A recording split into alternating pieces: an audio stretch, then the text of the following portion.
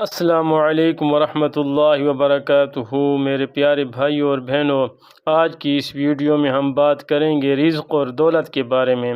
ہر انسان چاہتا ہے کہ اس کے رزق میں کشادگی ہو، دولت میں برکت ہو اور زندگی میں سکون آئے، لیکن یاد رکھیں اصل برکت صرف اور صرف اللہ تعالیٰ کے کلام اور اس کی دی ہوئی ہدایت پر عمل کرنے سے آتی ہے۔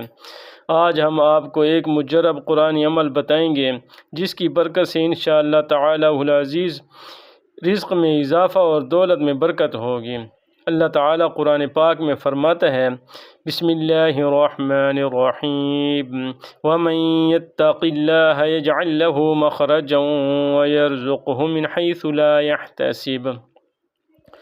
تو اس کا مفہوم یہ ہے، جو اللہ سے ڈرتا ہے اللہ اس کے لیے نکلنے کا راستہ بنا دیتا ہے اور اسے وہاں سے رزق دیتا ہے جہاں سے اس کا گمان بھی نہیں ہوتا۔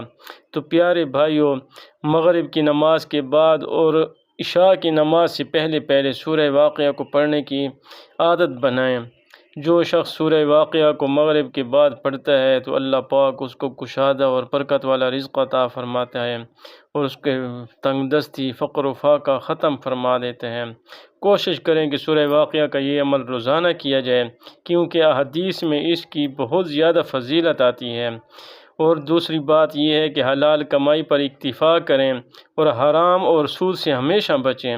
تو پیارے بھائیوں اور بہنوں، یہ قرآنی عمل نہ صرف دولت اور رزق میں برکت کا ذریعہ ہے بلکہ دل کو سکون اور گھروں میں اللہ تعالیٰ سے دعا ہے کہ اللہ تعالیٰ آپ سب کے رزق میں برکت اور آسانیاں عطا فرمائے، آمین۔ تو پیارے بھائیوں اور بہنوں، اگر میری ویڈیو آپ کو پسند آئی ہے تو میرے چینل کو بھی سبسکرائب کر دیں اور ویڈیو کو بھی زیادہ سے زیادہ شیئر کریں تاکہ دوسرے مسلمان بہن بھائی بھی اس سے فائدہ اٹھا سکیں۔ السلام علیکم ورحمۃ اللہ وبرکاتہ۔